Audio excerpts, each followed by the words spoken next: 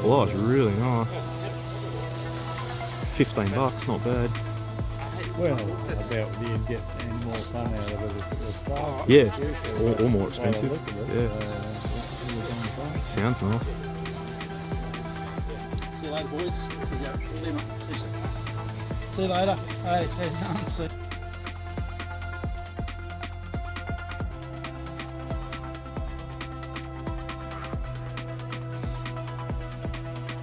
Anyway, it slowed up okay. I landed too far, and that's a mistake, because you end up hitting something. No, I haven't. I'm gonna do it next one. Just charge the battery again. But I kept it really light. All right, morning everyone. You can see there another really cloudy day. The sun has not even come out. It's only 12 degrees as well. But yeah, the sun hasn't even burst through the clouds yet. Very thick clouds. So yeah, it's still going with the cloudy stuff. So that's all right, I suppose. Prolong the cooler weather for a bit, which will be good. So just got back from the park. So today's Friday, day off as normal on a Friday, or not as normal, but yeah, had the day off today. It's only the 10th of October, and I did say I was gonna. You kind of know where this is going already. I did say I was going to wait until I buy most of the stuff for the RC planes. I was going to wait until the specials, Black Friday, Cyber Monday kind of stuff. I didn't. It's all ordered now. Doesn't matter. So what happened was I was at the park. I'm not even a member yet. I've just joined up 5 minutes ago. But I just go there it's at a public park, so you're allowed to go there, you can look and all that. Not most of my mates, but I know a few people there from the previous times that I used to be there 5 years ago. I go every couple months, so I keep in contact with the people there, so all good. I went there, so I only went a couple of weeks ago, and it was like, nah, I'm not doing it. Well, no, it didn't even come up. It wasn't even on the cards that I was going to get any remote control planes or anything like that. It's all in the last probably 2 or 3 weeks that it's all kind of happened, that the sparks kind of come back a little bit, which is good. So anyway, went back there today and told one of the guys that I know there, and I told him what I was doing, you know, waiting for the sales and stuff. And he said, oh, my mate works at a hobby shop here locally in Perth. I won't mention which one. He was there, the guy that he rocked up a bit later. And I said, oh, okay. And he told me which one it was. It was all good. There's no hobby shops in Perth that I wouldn't go to, put it that way. So there's none that have done a dirty on me or anything like that ever. So, or that I've even heard of. They're all pretty good around here. So yeah, I thought, okay. So I had a chat to him when he rocked up, and I told him what I wanted, and he goes, yeah, no dramas, I can look after you. He doesn't own the hobby shop, but he just works there. But, you know, he's been there for a while, so he must have a bit of pull. I don't know. Anyway, so he said the only thing is he was at the park today, so he said you can't go in the shop. You got to do it online, and I'll give you the code. He must have like an employee discount code or something like that. I can't even remember what it was. It was it wasn't like discount 10 or something like that. It was a funny code.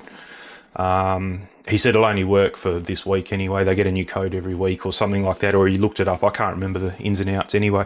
But I think it's like an employee discount code, and they get so much per week, and he hadn't used his allocation, so he gave it to me.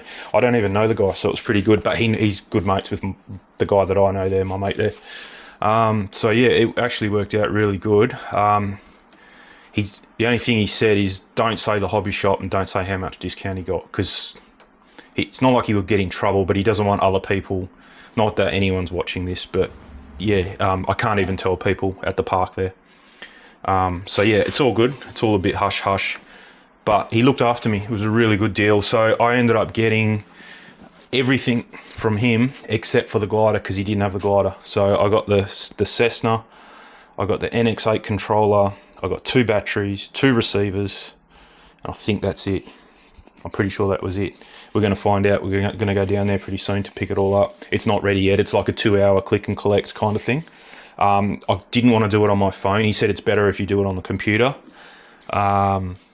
which was a shame because I was kind of 1/3 of the way already down there where the park is from my place to where the shop is. So I've had to come home, do it on the computer. I'd have to wait 2 hours anyway. So I came home. I've already done the order. Now I'm just going to wait for the email. He said it will be today, but yeah, you can't just do the order and rock up there. They wouldn't have done it. So he said it's kind of like a 2-hour thing that you got to wait. So yeah, I was very, very appreciative of him. He didn't have to do that. He didn't know me from a bar of soap, but he looked after us. So yeah, it worked out well. I would have got the glider from them as well, but they didn't have the glider. So I told him that. I said, when are you getting him in? And he said, not for a while. That FMS stuff doesn't come in very often. He said if you had waited until the specials, and this is kind of what I said the other day in a video too, if they were out of stock, the price would have dropped, but they wouldn't have any stock. So I wouldn't have been able to get them for that price anyway. So lucky, I jumped on it. So I ended up buying, I've got the glider as well, because I was like, well, I'm not going to have everything except the glider. Actually, I ended up getting, so I was talking, if you remember the previous video, about the difference between channels on a receiver. So the transmitter I have is a DX8, which means it's a 20. So back in the day, if it was called a DX7, it was a 7-channel transmitter. If it was a DX9, it was a 9-channel transmitter. What they've done now, they've changed all that up. Like the IX20, the Spectrum IX20, I think is a 40-channel receiver. They've kind of doubled them, but not really. And I don't know what they've done, but anyway, the numbers don't correspond to the channels anymore. So my transmitter is a DX8 plus, but it's a 20-channel. It's capable 20-channel. So every switch is a channel, or not every switch. Fast forward if you're not interested, but obviously your sticks, each stick is a channel, so each stick does 2 things. So there's 4 channels there just on your sticks. And then say you have a flap switch, that's a channel. But you might have a switch that changes flight modes. That's not a channel. So that's just a switch to change in the computer from dual rates to high rates, or high rate to low rate, or flight mode 1 to flight mode 2, or something like that. It's not actually physically changing anything on a plane. So if it doesn't change anything on the plane, it's not a channel. It's just a mode switch, if that makes sense, hopefully. But if it manipulates a surface or something on the plane, then that's a channel. So if you've got landing gear, if you've got opening bomb bay doors, if you've got plus all the control surfaces of your plane, things like that. Even if you've got lights, if you want to turn lights on and off, you have to get a receiver controlled switch, and that will go to a switch. So physically something's happening on the plane, that's a channel. So that's why you don't need 20 channels. Probably 8 to 10 would be enough. Most planes will operate on 4 until you start going with flaps and landing gear. Then you need 6 and 8 channels, and it depends how you want to configure them. And so I ended up getting 8-channel receivers. Totally overkill for the Cessna, kind of required for the glider. So you can get Y leads, so you get 1 channel input into your receiver, and then it has a Y lead, so then 2 channels, so both your aileron servos connect to that, and then it goes to the receiver.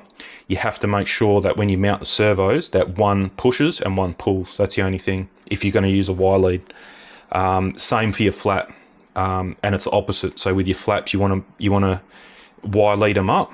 And then before you glue them in, you have to make sure that they're both pulling and then moving the same way. Because otherwise, if they operate like ailerons, one flap's going to go up, one's going to go down. You don't want that. You want them both down. For any other plane, that's probably okay. For a glider, I want crow brakes. I want all that kind of stuff. I want the whole wing to operate as an aileron. So that's flight mode. So you flick a flight mode, your flap and your aileron becomes 1, and they both go up, both go down on one wing, and opposite on the other wing.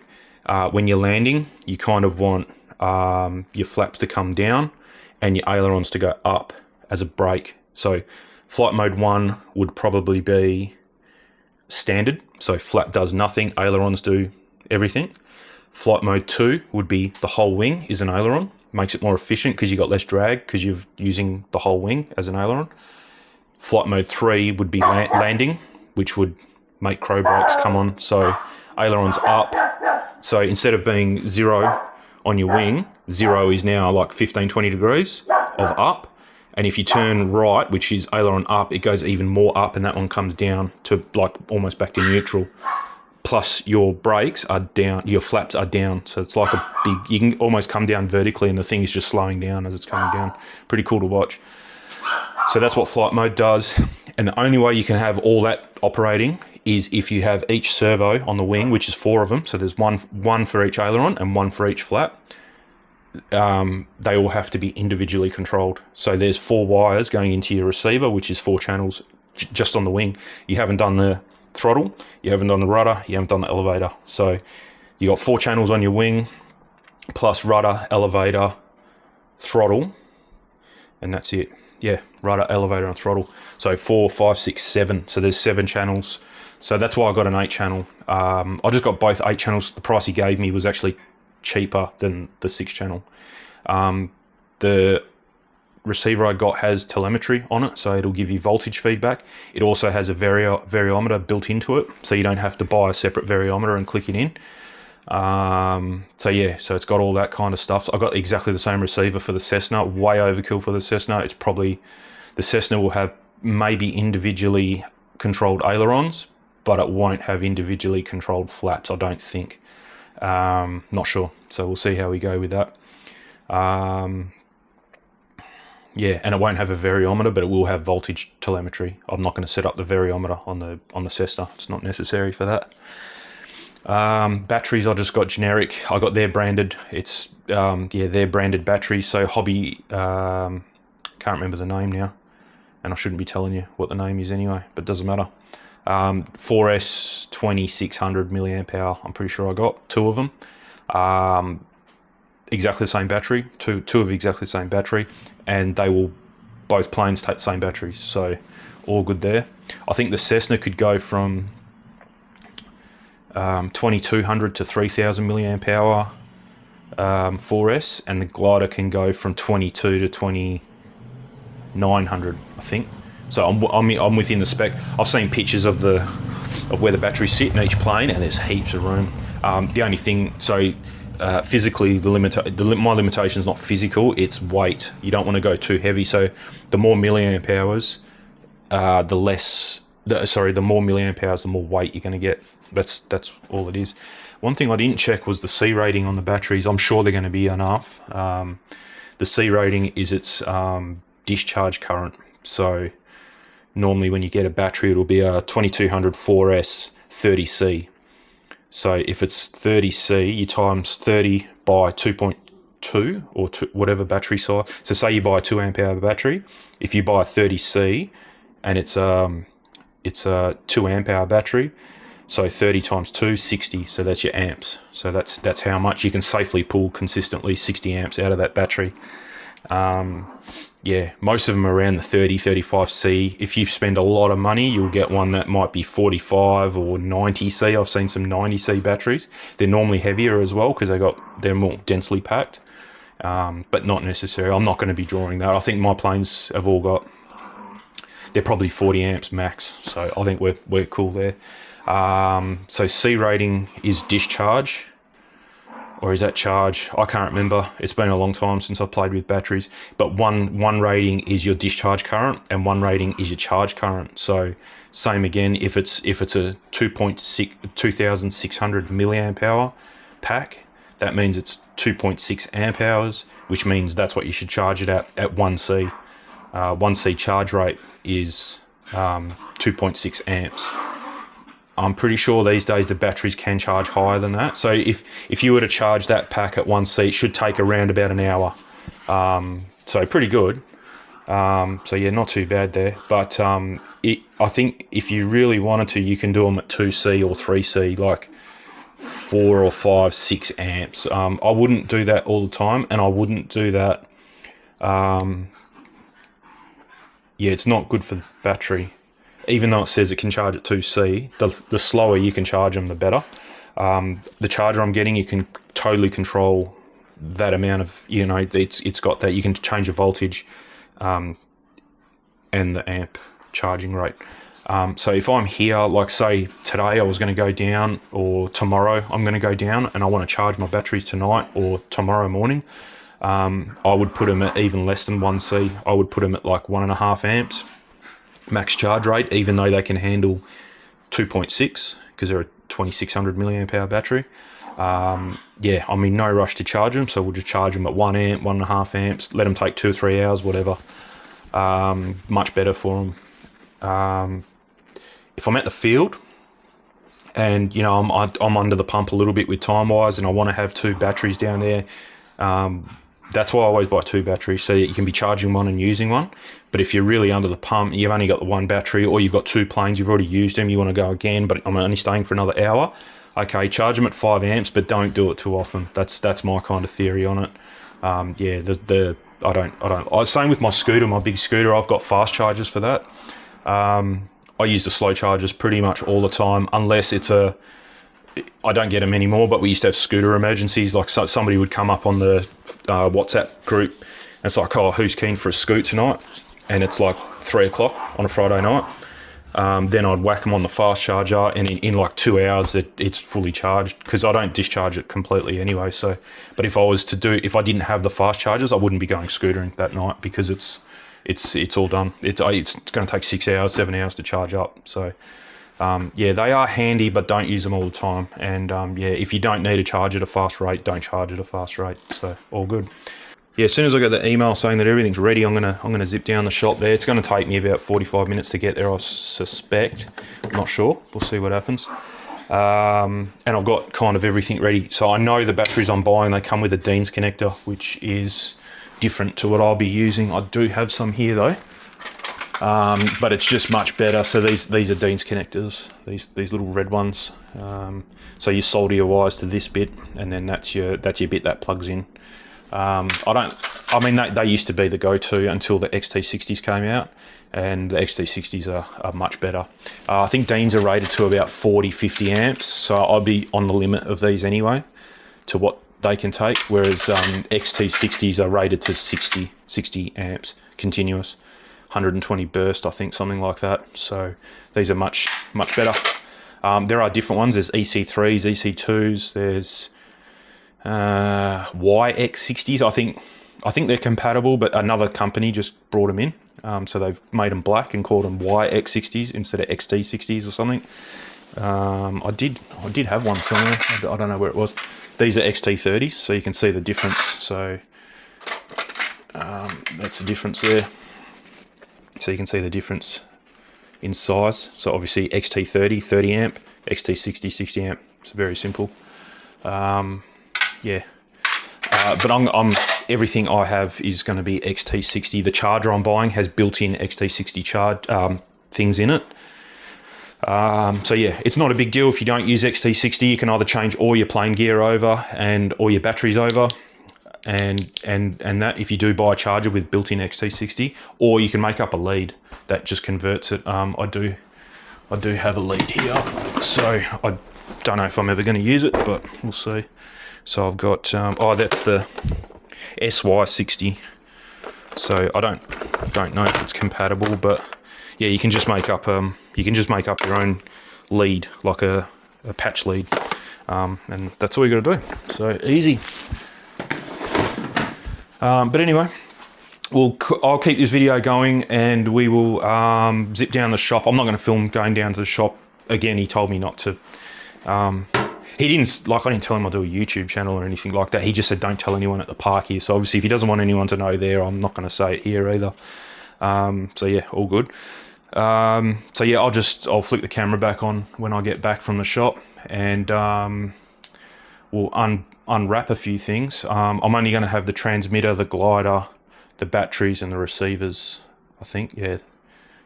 So that's all I'm going to have. The Cessna's coming from over east, so that won't be for a while. My charger's still not here yet, so I couldn't go charging. I couldn't go flying even if I wanted to. I don't think. Oh, I do have a charger actually. I could go flying, but I'm not officially a member of the club yet, so I can't really fly. But I could go because you get three free introduction flights.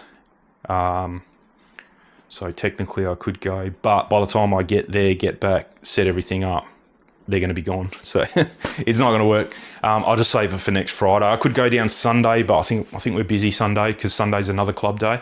But I think I might just save it for next Friday. Hopefully I'll get the day off. It's not guaranteed I'll get every Friday off, and I don't know until Thursday. So depends how we're going at work. So yeah, I won't know till Thursday next week if I can go next Friday. So we'll see how we go. Should be all right. But at least that'll give me a week to get everything set up and working nicely. The glider comes with the funny linkages from the servo to the control surface. I'm sure they work. I'm going to have a look at them. They look like they're like a double lock thing, but we'll see. If not, I'm going to change them all over to Z-bend, which eliminates any possibility of failure, because there's no screws, there's no hinges, there's no moving parts. It's just a Z-bend in wire. So yeah, I'm going to see. I'll see what it comes with and see how I like it. See how we go. I've read a few forums about the glider and the Cessna, and no one has ever mentioned that the clevises have failed or the linkages have failed. So we'll see how we go. We'll see how we go with that. But yeah, next week's going to be a big week. I've got a heap of the little parts coming. Hopefully the plane will come. It's express shipping as well. So it was only like $12 extra to go express shipping compared to, I think it was $6 shipping and then $12 or $13 to go express. So I just went express. So hopefully that'll get here next week. The charger should be here next week. The amp meter should be here next week. So we're going to have a heap of soldering to do because a lot of those things don't come with XT60s on them. So I'm going to be going through a lot of my XT60 connectors. But that's okay because I do have another pack of 10, I think, coming from Temu. So we'll see. Or AliExpress, I can't remember. There's an AliExpress order, the Temu order. There's the foam for the case coming. There's a heap of stuff, but it's a bit of an outlay, but it's not a constant. You don't have to spend money constantly. As long as you don't crash, you're not spending any money at all. That's a good thing about planes. I did get into boats and I got into cars, and they are like you rent them. You every week you're paying money. You break this, tires wear out. Your gears wear out, you got to change that. I used to race my off-road car as well, and that was crazy. That was like a new set of tyres every 3 weeks. Yeah, that was like your rent. It was like paying a mortgage on something. It was a couple hundred, well, not a couple hundred a week, but maybe a couple hundred a month. You were spending money, like a set of tyres, and this was a while ago, so I'm sure it's more expensive now. Like the RC plane stuff's more expensive now. But yeah, new tyres constantly, and yeah, it was, you put a new body on it every 3 or 4 races if you're a bit of a hack like I was. Yeah, so it wasn't fun. Whereas RC planes, as long as you don't break them, you don't spend any money on them. Nothing breaks on them. You might want to change a prop every now and again. You may have a rough landing and break a prop, but a prop's like $6, $12, depending on the size. Once they're a bit of a, get your head around, like not as simple as a car or a boat. There's no risk involved with a car or a boat. But once you get it going, once you got it in your head, and yeah, it's a cool hobby. That's why I like it. But there is a bit of, with cars and boats as an outlay, you got to buy stands, you got to buy all sorts of stuff. I mean, the servo I had in my car was like an ultra high torque, high voltage servo. I think that was about $150, $200, and that was years ago. So I'd hate to think what they are now. Servos for planes, you get $60, you get 10 of them. $6 each. So yeah, it's a big difference. Definitely a big difference. You just have to be a bit more delicate with them. That's all. So now that the missus is into her sewing, she's getting pretty good at it actually. I'm going to try and source some material. I don't know what I'm going to use yet, but I'm going to see if she can make me up some wing bags. So that's about, once you get really good at flying and you're not crashing anymore, the times you do damage to your plane is when you're putting them in and out of the car and hanging them back up in here. You drop them, you scrape them, you bump them, and that's when I did a lot of damage on planes. So if you can put them in a wing bag, like a protective bag for the wings, each wing is separated with bubble wrap or some kind of like heavy padded material. It's perfect. So that's all I'm going to do is trace the wings and just get her to quickly sew me up like a sock, like a wing. It doesn't have to be a bag with a zip and a handle. It can just be like a sock thing that fits over each wing, whatever. But yeah, you just got to find the material that can you know, keep it safe. This insulation material, I know a lot of people, you can find this on the side. Like if someone's building a house, they throw like half a roll of this stuff out. It doesn't last forever. It does deteriorate though, especially if you're putting it in and out of your car. It gets damaged and it drops like the foam kind of makes a mess a little bit. But I know people do use this stuff. They just glue it together and slip a wing in, and she's all good. But anyway, I think we'll leave it there, and I'll pick this video up when we get back from the hobby shop. Pretty exciting. Cheers. Catch you soon. All right, so we're back. So yeah, you got the plane, transmitter, 2 batteries, 2 receivers. So all sweet. So let's open up the transmitter first. See what this is like, and probably put it on charge as well. So pretty painless. Just walked in, showed him my my receipt thing, and yeah, handed it over. So you get your stickers. I probably won't be using any of that, but maybe we'll see how we go. Wow, that's a big book. Okay, I'm hoping I'm not expected to read. Oh, good. Yeah, okay. It's not all in English, so it's only from the start to around there. So that's it. So it's in multiple languages. So that's good. So we don't need that. More stickers.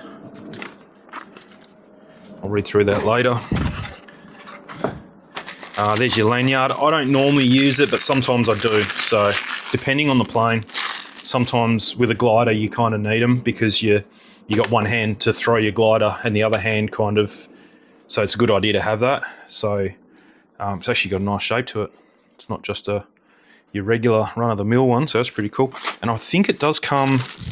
Oh, no, that was the NX7 came with an offset one. I don't know why. Maybe if you like it hanging like that or you like it hanging like that. I'm not sure. This one doesn't. And it's mode 2. I need to swap it to mode 1, so we'll look that up in the book.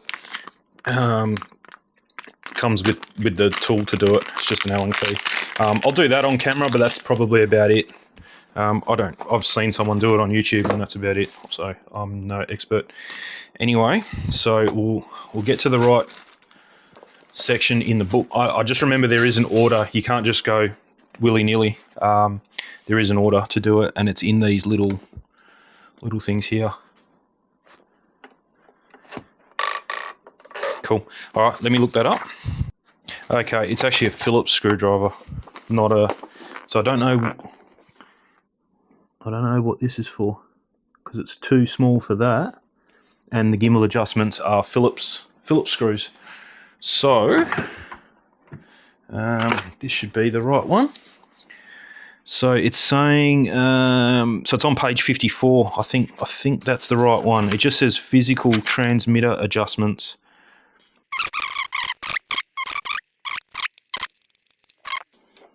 I'll fix this up and I'll come back to you. Okay, yeah, it's just, you got to play with it. There's no right or wrong. It just depends how you like it set up. I like a firmer push on the throttle because that's your aileron. So you don't want it too wobbly because then every time you move your ailerons, you're adjusting your throttle. So yeah, I've got it pretty good now. I'm still not getting all the way down, but what I want to do is check. So if we take this sticker off, I've got a screen protector coming, but I'm going to leave the one that's on there. So to turn it on, I think you should press and hold. Throttle high. Oh, so because it's in mode, so it still thinks this is throttle. So we have to change it here now. Ah, there we go. It's changing, but now it's got a spring in it. Ah, there we go. Okay, so that's what it is. So you need to tighten it until you see 99. There we go. So it's staying at 99. All I've got is a monitor screen here. And then there. Yep, so positive 99, negative 99. There we go. Yep. It has a folding antenna. I reckon that's pretty cool because then it'll fit in the case a lot better as well. Yeah, so that's cool. From what I'm reading, it's got an antenna here and an antenna there. So it's like a duplex antenna. So no matter which position, some people I've seen, they fly like down like that.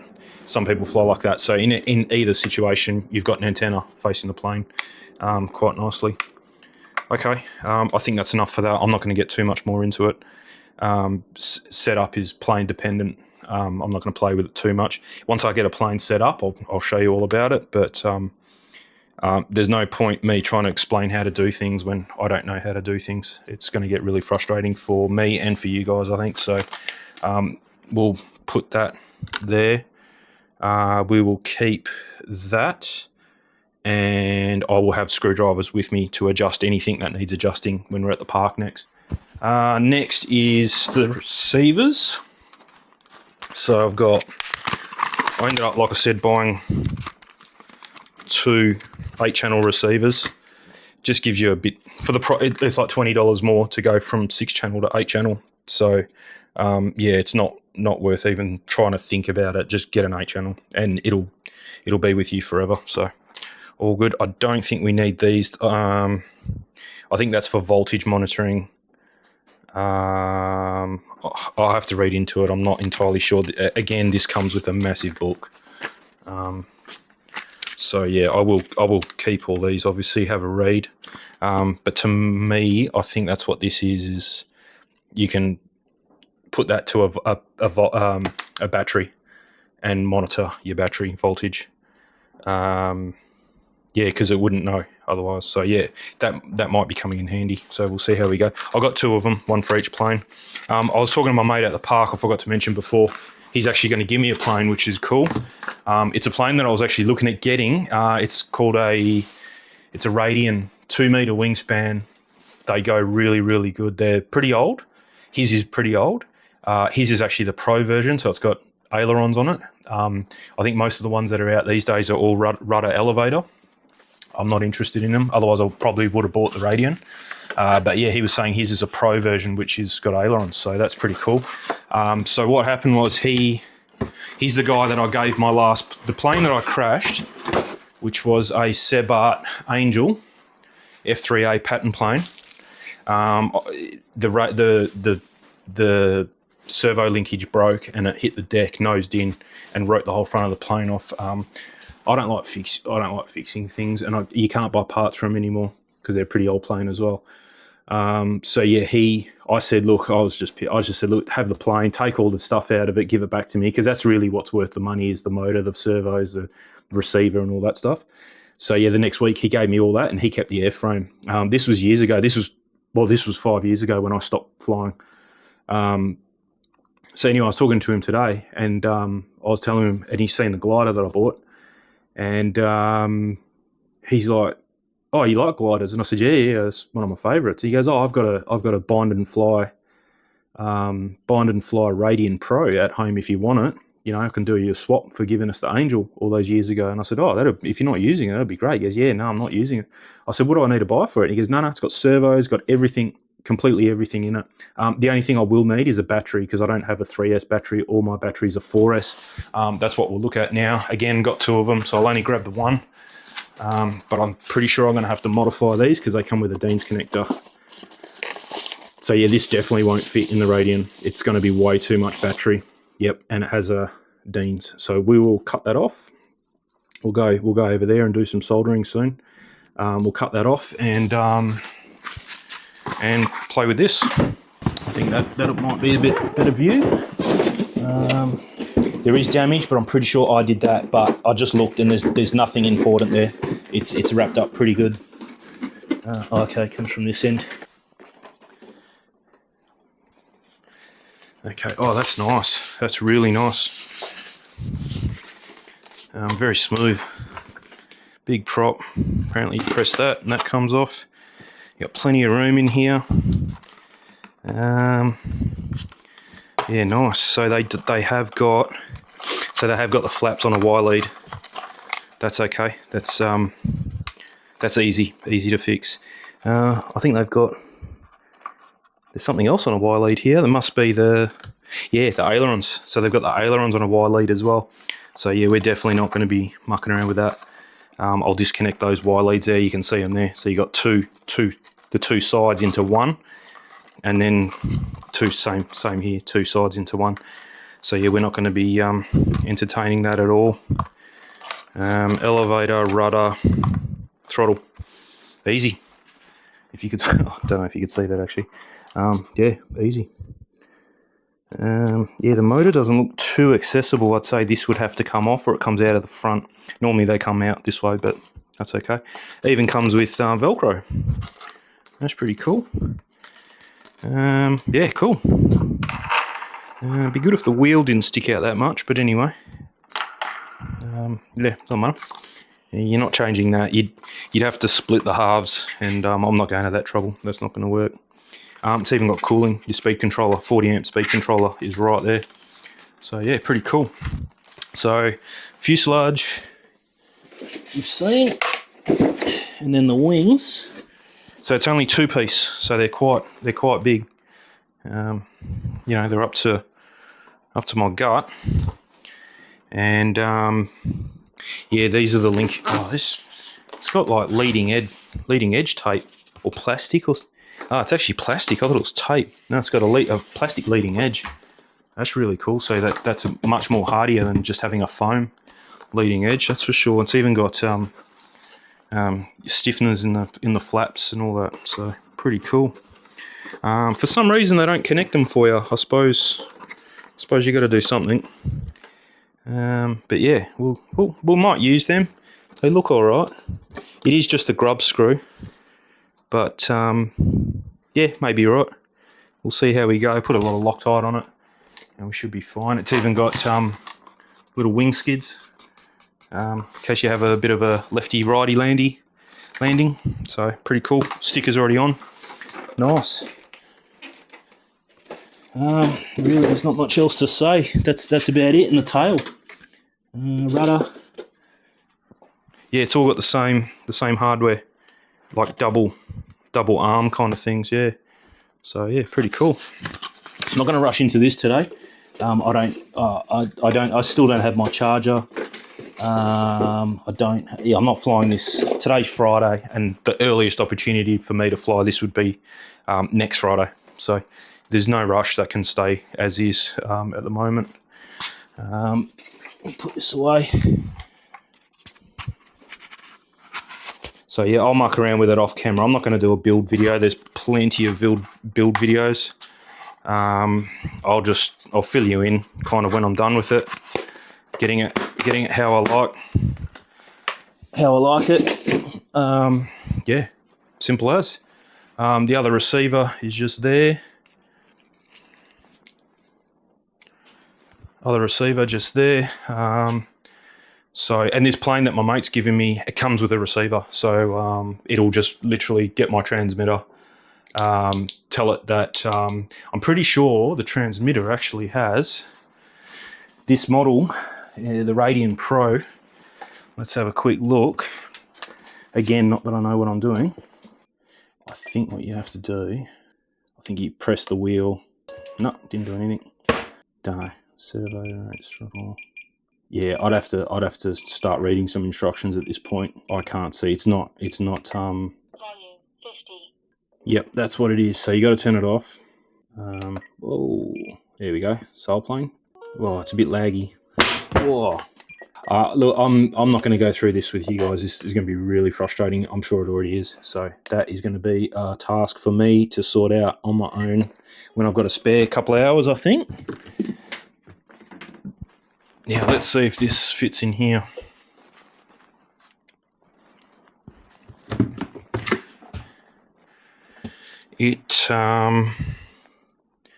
No, it's way too big. So, yeah, good that I'm getting the new foam. Unless it goes, nah,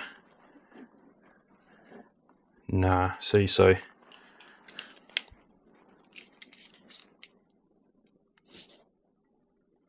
So no matter which way I put it, there's a big hole somewhere. So yeah, that's not gonna really do it. So yeah, you can see there, if this didn't fold, I've never seen one that folded before. it almost would not fit in this case, but because it folds, it does. So that's pretty cool. Now it's not going to fit that way. It kind of fits. Yeah, it kind of fits that way, but you still have, I could cut. It's just too big of a hole. Yeah, look, I've got nothing to lose, so I might do it. And I might be able to get a chunk of foam that I'm cutting out of here to fill this back in here. And then, yeah, I might be able to do it. That would work quite good. Yeah, and that way I'm not wasting this bit. I know I've bought a new bit of foam, but if I don't have to use it, I can just keep it somewhere, and it's for another time that I want to change it up or for whatever. But yeah, if I can make this one work, because I'm sure I can cut some of this out and then hot glue it in here. This is a constant shape in here. It might work. It probably won't be pretty, but we might be able to do that. And then on the hot wire foam cutter, just neaten it up a bit so you don't get all these jagged edges. I will wait though until I get my charger, because I'm hoping my charger fits in here. So yeah, all good. But anyway, I think we'll leave it at that. So pretty cool. I like getting new stuff like that. Yeah, I don't mind buying secondhand stuff, and I would have if I could find it. But you don't get the instruction book most of the time. You don't get, they probably lost the lanyard. You don't know if it works. You don't know if it's been dropped and fixed, and that's why they're selling it. So yeah, it is a good idea to buy secondhand, I suppose. Recycle a few things here and there if you can. Saves a bit of money too. But yeah, just sometimes you just can't find what you want. So, and it is nice to have new stuff. So all good. But yeah, the glider's going to sit until probably next week. I think I'm not going to get a chance. Maybe over the weekend. We'll see how we go. I really want to get that transmitter sorted though, so I want to get my head around that and sit there with the book for a bit and try and figure that out and get the model set up. This will be the first one because it's the only plane I got. So yeah, next week, whatever, doesn't matter. Like I said, I'm not going there till Friday, so all good. I'll do this on time lapse. Maybe not. Let's just do it. Sure, that's a good view right there. So we'll get this cranked up. The biggest thing, so I've already got heat shrink cut. I've got my solder. Got this. I just want to make sure that I've got the right size because I have been out of the game for a little bit. Here we go. Yes, this comes with an XT60. Yep. So you got to get the right side. There's two different sides of these, so that's the safe side to have on your battery because it can't touch anything. You know it's protected, so it can't short out anywhere. That's not on. I'll turn that on now. Yeah, the biggest thing when cutting these is don't cut them at the same time. If you cut them at the same time like that, you're just creating a short and you get a massive spark, and sometimes it can fuse weld your pliers together, and it keeps doing it until you pop a battery. So yeah, don't do that. Don't do them at the same time. So one at a time. I'd even go to the point, seeing as I'm on camera, I'll do it properly. You don't need a lot of overhang, you only literally need enough to fit in that bucket there. So there's no point stripping too much, like that's enough. And what I was saying, I'll do it properly, is I'll leave this on until I'm ready to do it. Normally I strip them both at the same time, and then you're moving them around and zap, you make sparks. So that's what we don't want to do. I'll keep that there out of the way. So yeah, black is negative, and then it says on the side here negative and positive. So we want obviously the negative side, which is this one. So we'll probably just fill up that bucket first.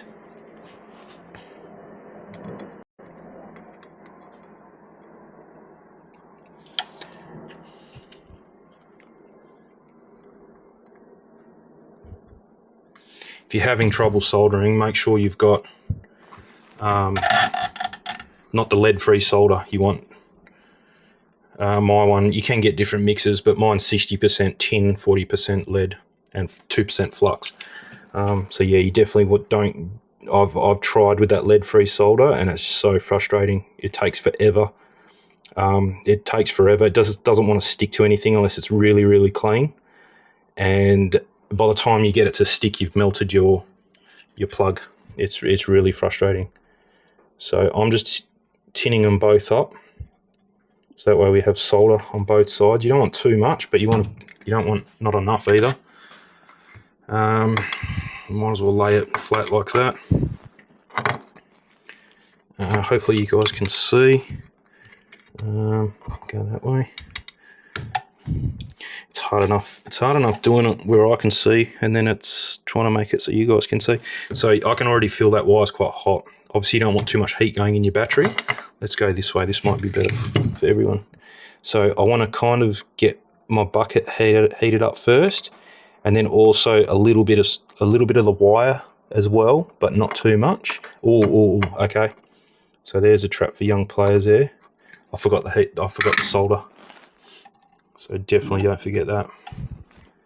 Sorry, heat shrink. Put that right down there. So again, we want to heat the wire up a little bit, but you don't want too much heat going in. So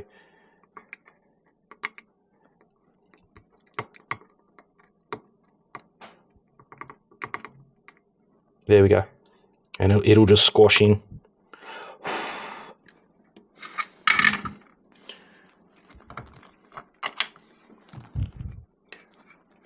And we're good. If I can do that to it, she ain't coming apart. So I'll get my little. Normally use my heat gun, but just so you guys can see what's going on, we'll heat shrink this now. That way it's completely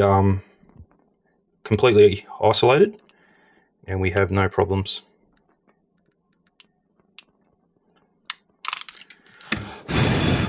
There we go. Now we'll turn it around.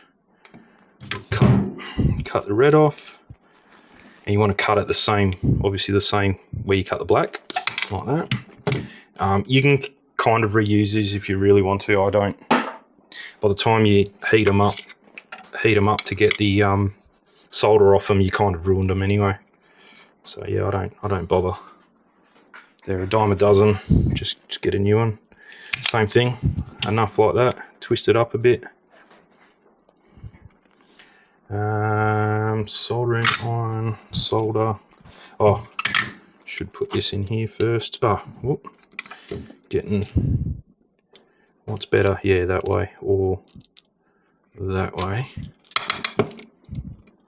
And then stand it up like that. There we go. So same thing, get the bucket hot. So just double check. So you've got a positive sign there and a red wire there. Definitely don't want to mix them up.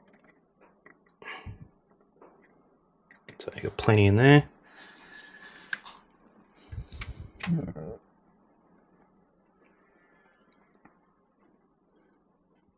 This solder I've got is only 0.7 mil.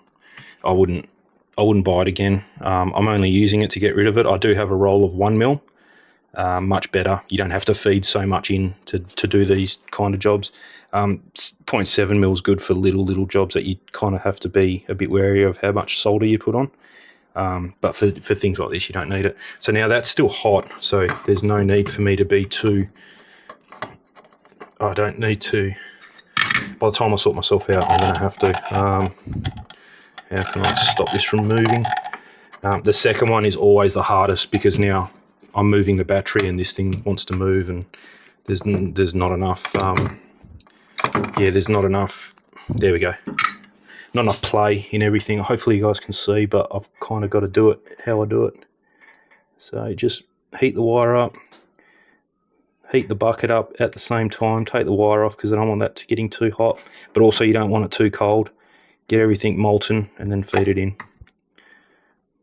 Oh, I've done it again. So I don't normally, I forgot the heat shrink.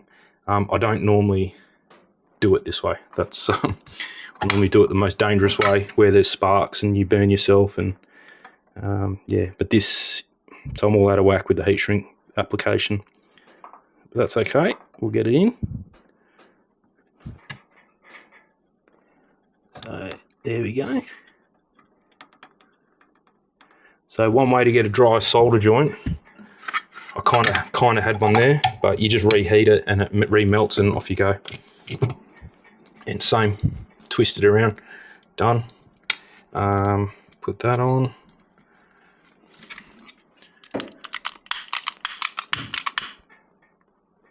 I kind of force, as the heat shrink is drying or melting, I kind of force it up.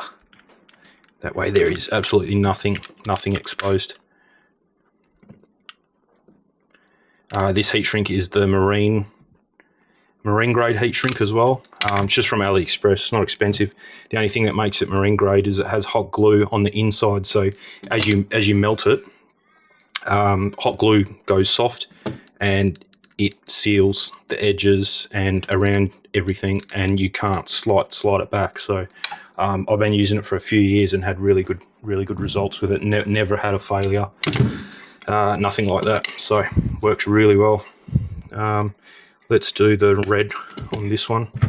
Might as well do this one while we're here. Put this one in. So like I said, you don't have to think about the first one too much. We'll remember this time. Because everything's floppy, nothing's connected, and yeah, you got plenty of slack to do what you need to do. So positive is up, we're working on the red.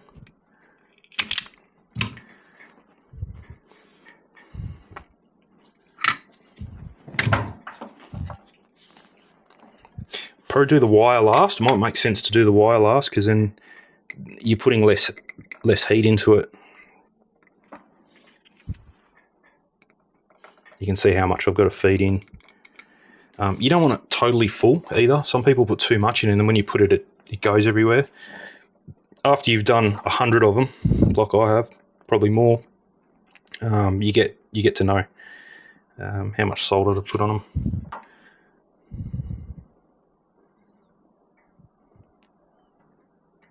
But yeah, if you're getting into RC planes or cars or boats, whatever, soldering is a necessary skill.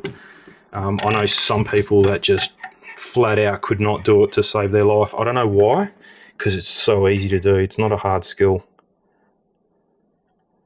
You just got to know what a good joint looks like and what a dry solder joint looks like, and you'll be fine.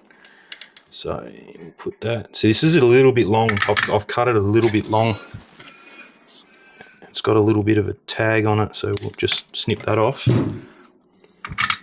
We definitely don't need it that long. And then put that. So I'm just going to heat the wire up a little bit. So it's kind of like a matte finish at the moment. Once you heat it up, it goes shiny. And then same deal on the bucket. It's just you want the littlest amount of heat as possible. There we go.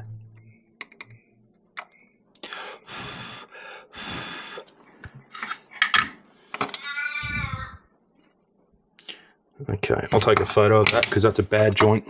So that'll be good so you can see what a bad one is. There's no such thing as a bad joint until it comes apart in your plane. If you recognise that it's a bad joint and fix it, then it's not a bad joint anymore. But yeah, the camera definitely, so you'll see it's ultra dry. Where the wire touches the bucket, it's very, very dry. So that means I didn't tin the wire up properly. So I'm probably not going to be able to fix it. It's probably going to have to come apart, but we'll see.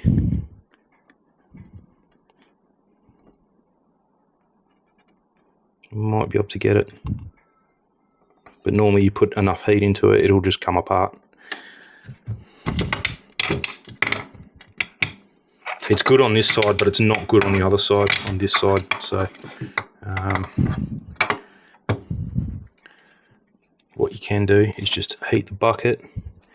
Even here I've got exposed wires. You really don't want to see any exposed wires. You want everything covered with solder. There we go. That's good. So that should have got it now. There we go. Yep. So I'm just going to put no solder, just a bit of heat. I just want to get it running around the back here. Yep. There we go. Okay, grab another photo so you can see that. I think that's the direction I took it in. And you can see that there, the solder has just run onto the bucket nicely. So all good. So lucky the heat shrink was on because I don't want to really do that again.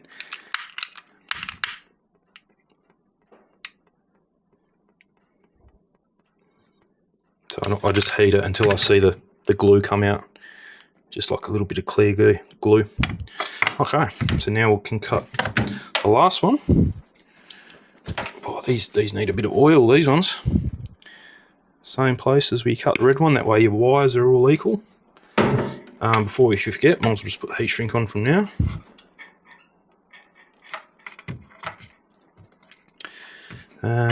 Lock that in.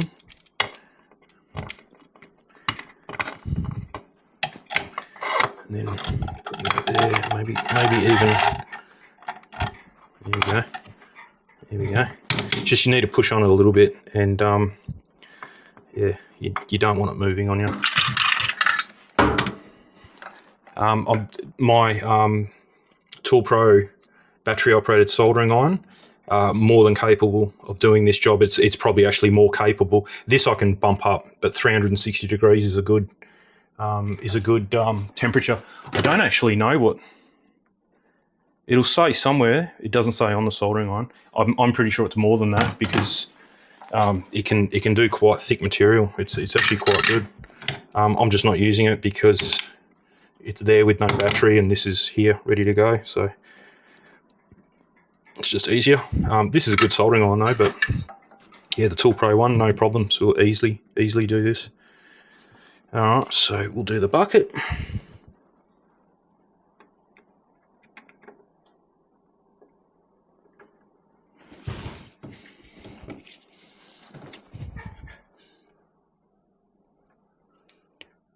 So before I put this in, I'm going to make sure I've got solder all the way around it. So you put a little bit more than what you need and just flip it around. There we go. It's just, it won't flow to areas of the wire where it's not hot. So that's all it was. That just means I didn't get it hot enough, which is a cold joint.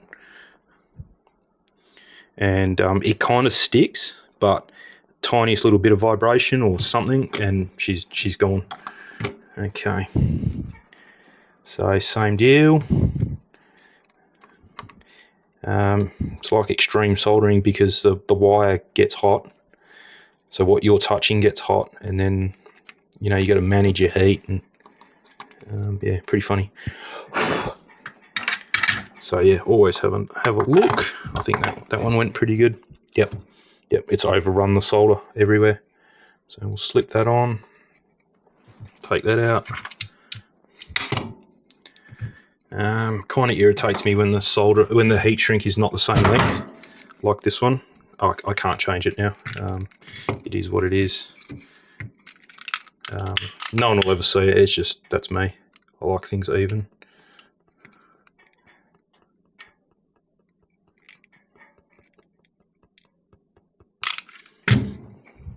Scooch it up. We're done. You can see the glue there. Once that goes cold, it's on there. It's on there for good. So that's it. So we got both our batteries kind of done.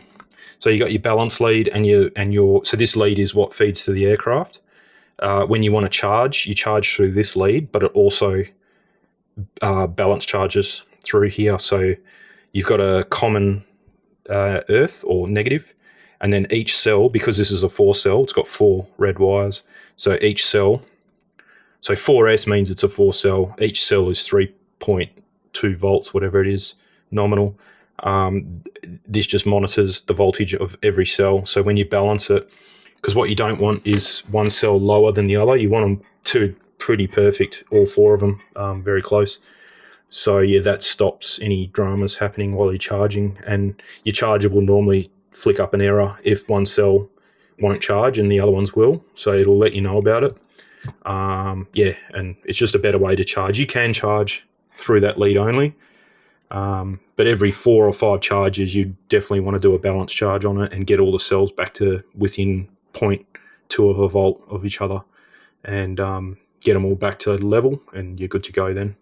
But yeah, that's it. So the plane already has the opposite XT60 end, so we're good there. I'm going to have to try and source a 3S battery. That won't be too hard to do. I might just order one on Amazon. I don't mind if I don't get the same style of battery as these. I don't care. So these are 35C. So I was talking about C ratings the other day. So Yeah, 22. So 2.6 times 35. I'll work it out. I'll put it down on the screen below. That's how many amps you can pull continuously out of that. Sometimes I actually say, but no, not this one.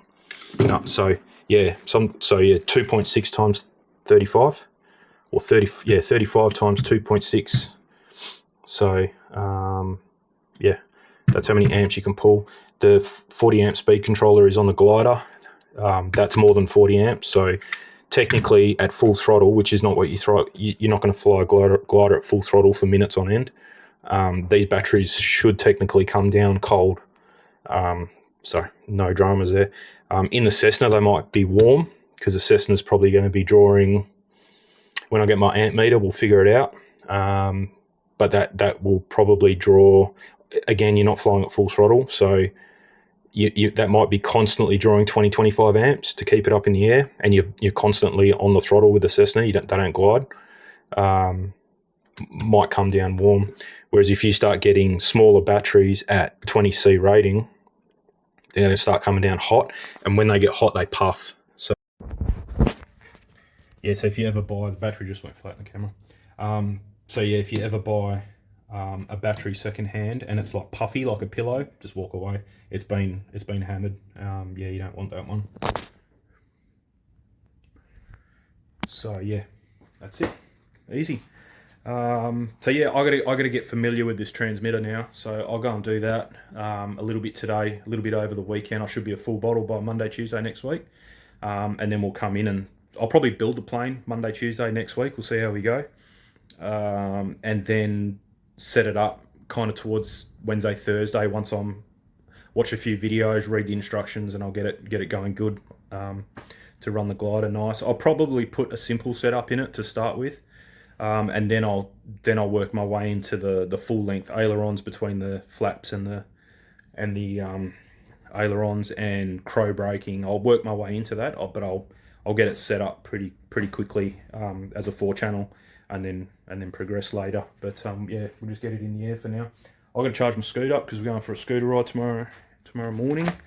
Yeah, got a bit of reading, bit of watching to do, but yeah, I'll get onto it.